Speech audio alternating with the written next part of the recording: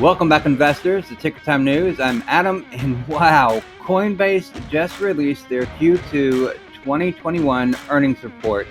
And this is a once-in-a-lifetime generation type of company. They're massively profitable. I mean, massively profitable. We're going to get into what's going on with Coinbase. We're going to get into all of the important information that they released in their Q2 2021 earnings report. We're also going to dive into the charts, take a look at what's been happening with the stock and where could this stock be headed next. And since we're talking about Coinbase, we also have to talk about Bitcoin and cryptocurrency. Where is Bitcoin going next as well? So we're going to look at the chart on that. We'll also touch in with PlanB and their stock to flow chart. It's incredible how accurate it has been in keeping up with what Bitcoin is doing and where Bitcoin is going. So first, Coinbase reported their Q2 2021 earnings report, and the headline is EPS beats by $3.84, and they beat on revenue. Coinbase, ticker symbol COIN, COIN, had EPS of $6.42, which beat estimates by $3.84. Revenue came in at $2.23 billion, up a whopping 1,098.9% year over year. It's incredible. And it beat estimates by $350 million.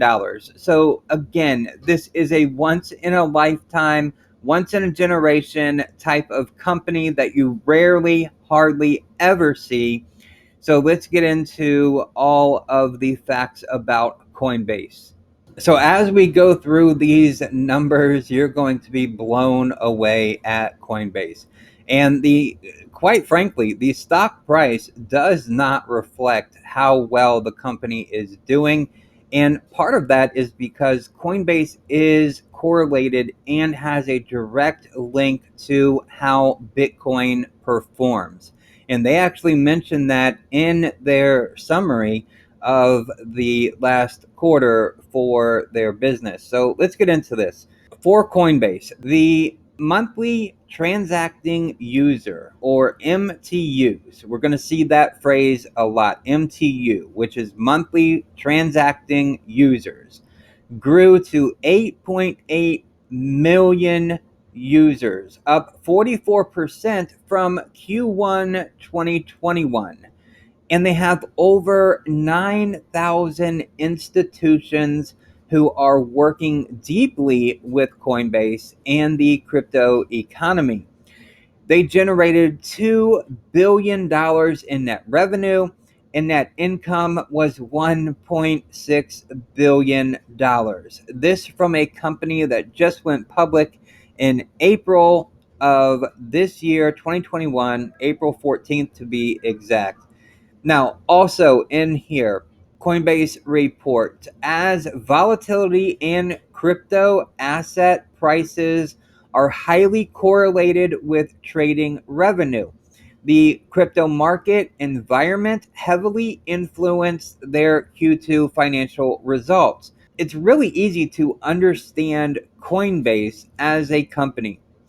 The more volatile crypto is, the more money Coinbase makes. It's really that simple. Now, putting a number on how much Coinbase is going to make from all those transactions, well, that's for the analysts to decide and figure out. But they continue.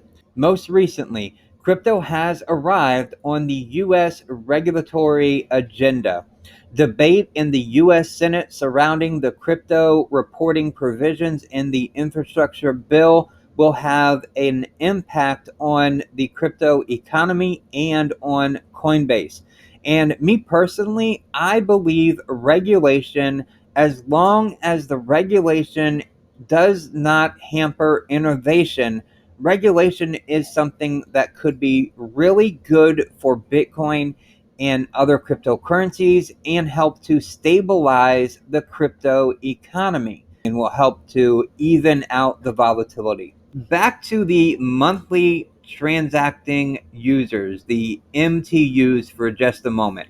On this blue graph here, all the way to the right is the most recent quarter, Q2 2021, where they had 8.8 million monthly transacting users. That's up from 6.1 million in Q1 2021.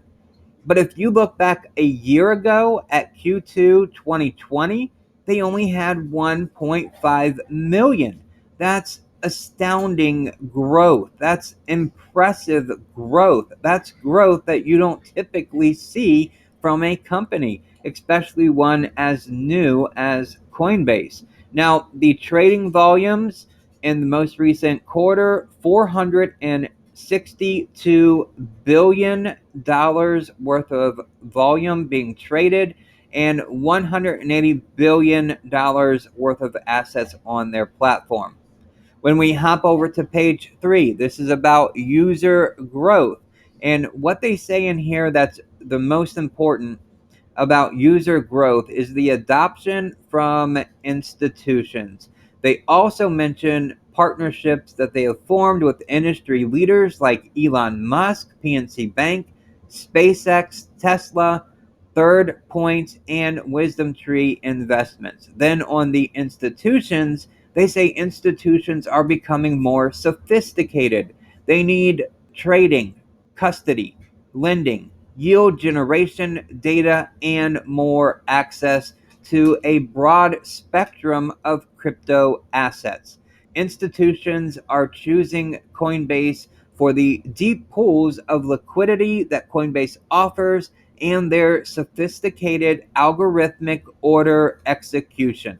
We move on and we're starting to look ahead now, and this is talking about the regulation. Regulatory conversations are expanding, and Coinbase fully supports smart regulations that promote innovation.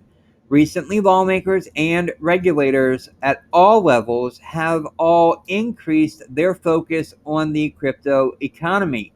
Coinbase believes, however, that regulatory clarity remains slow to come. So, what Coinbase is going to do is Coinbase is going to work to propose frameworks that regulators should consider as we continue to encourage smart regulation. Then we move on to Q2, the percent of total trading volume. Bitcoin came in at 24%. Ethereum came in at 26%. This is the first time in Coinbase's history that the percent of total trading volume went to Ethereum as the top trading cryptocurrency.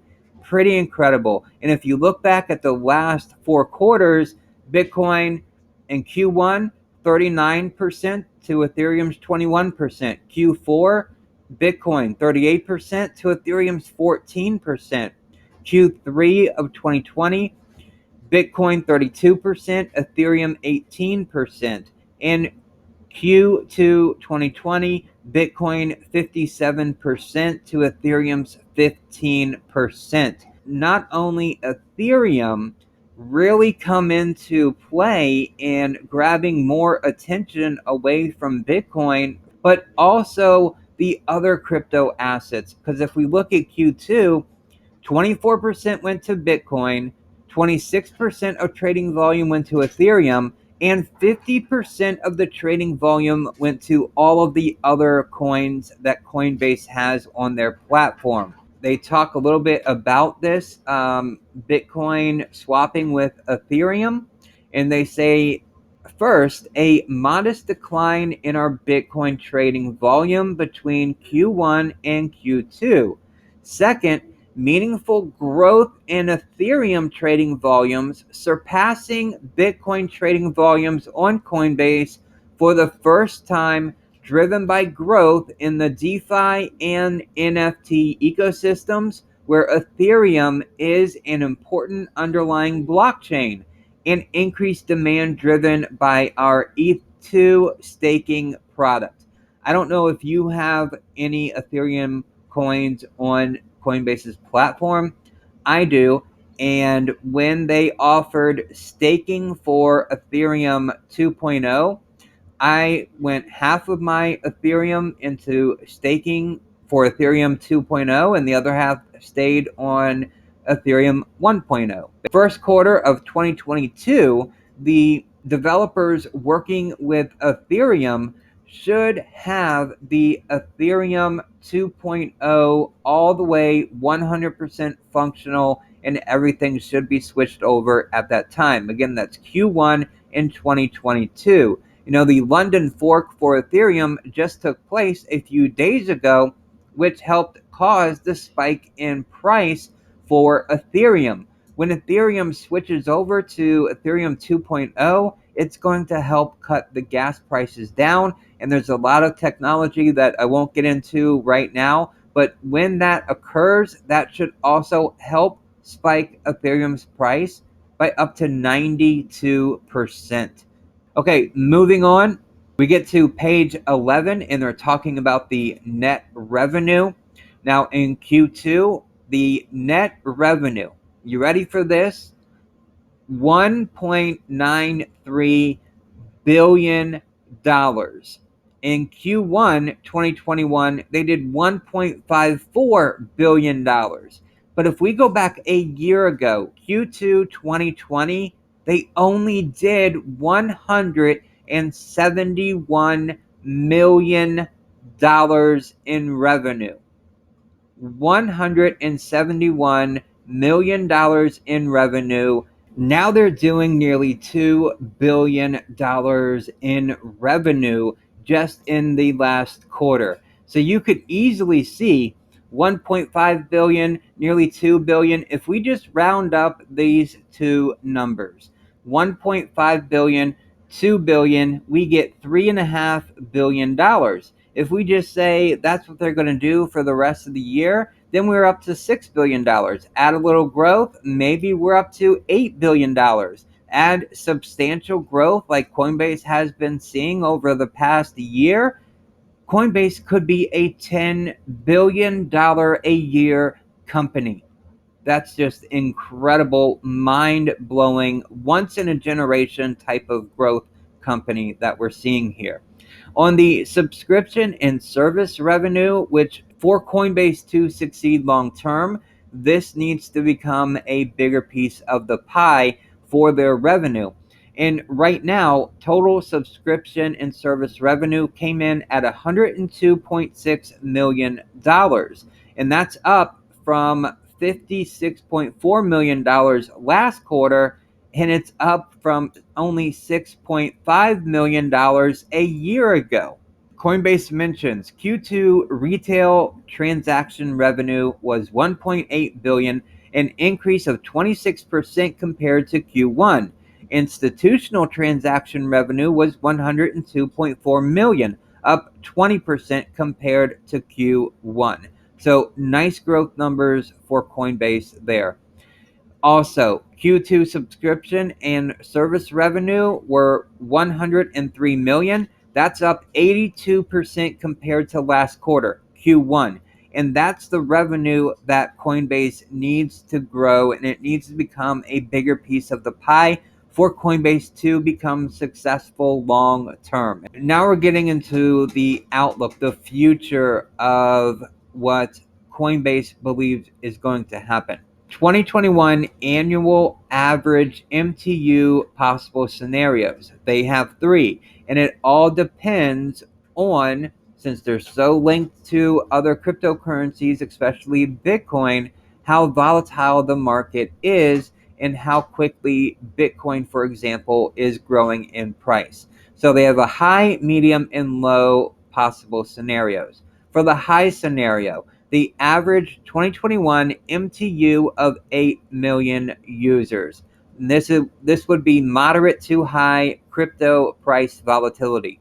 The mid-tier scenario, average 2021 MTUs of 7 million users, and this would be low to moderate crypto price volatility. And then the low scenario, average 2021 MTUs of 5.5 million users, and this would be low levels of crypto volatility. Just some few closing thoughts from Coinbase on their recent quarter, and this is very interesting. A recent survey from the University of Chicago suggests 13% of Americans have traded crypto assets in the last year compared to 24% for stocks. These adoption trends, paired with recent government attention on crypto as a revenue source, suggest we have reached an inflection point. Crypto has arrived, and it will be here to stay. Let's look at the chart for Coinbase. You can see that they closed out the day at $269.67. They were actually down 3.85% for the day. A lot of that has to do with Coinbase success for the quarter was already priced in. So there was some profit taking occurring. That's why I believe Coinbase was down today when they released their earnings. Also, another potential reason is the regulatory risks that are potentially coming down the pipeline soon. We know in the infrastructure bill that's going through Congress right now in the federal government that there is some language in that bill being slipped in about cryptocurrency and taxes. So we'll have to wait and see once that bill is finalized and signed into law. So we'll have to wait on that to see, but that is something that is happening right now in the US Congress. So Coinbase was down on the day. They have had a nice run up the 1st of August. They have had a nice run up from about the $230 range all the way up here to the $270 range. So a nice run for the month of August. And you can see here on the chart, back when they became public on April 14th of this year, I mean, the price shot up to its all-time high of $429.54. It has not retested, it have even come close to retesting those levels. And it was in a straight decline until you got to around the end of May.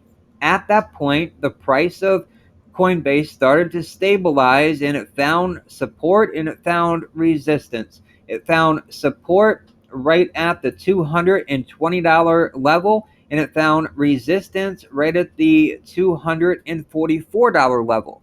That was until August, where there was enough momentum coming into earnings to shoot the price up. And if we switch over to a 1 hour chart and look specifically at this August run, you can see there was a low right here on August 3rd of $227, and it was on a nice run up all the way to a high of $272.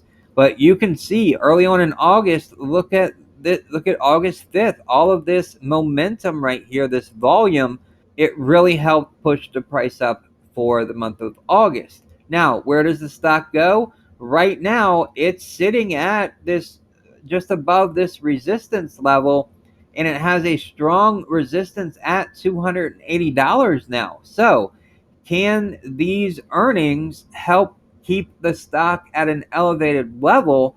I would almost say no, just because Coinbase does believe that there are some scenarios, some call it bear case scenarios, where there won't be as much trading volume in the fall as there was in the spring. Now, I have some evidence to show you that that may not be the case.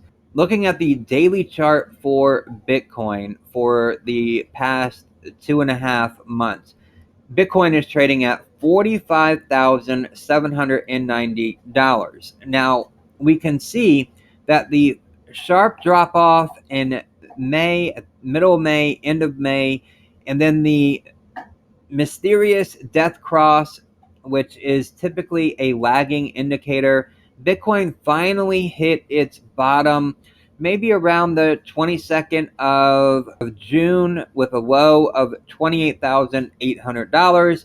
and then more recently a low on the 20th of July, coming in at $29,300. But since then, the 20th of July, Bitcoin has reversed trend and has been trending upwards. Now, this is all predicted. Every move Bitcoin has made, I believe, has been predicted very accurately by PlanB in his stock to flow chart that he has. His stock to flow model has been very accurate on Bitcoin. Now, if we look at this, this goes way back to 2011, I believe, maybe 2010 is when it started. And the dots here show the closing price of Bitcoin. And then the blue line that you see here is the stock to flow model, which shows the scarcity of Bitcoin and how the price of Bitcoin will rise over time. It is fascinating at how accurate it has been. Right here, on July 20th, 2021. This is when there was a divergence from the blue line that you see with the multicolored dots that you see. And it was the stock to flow model had Bitcoin at $88,565.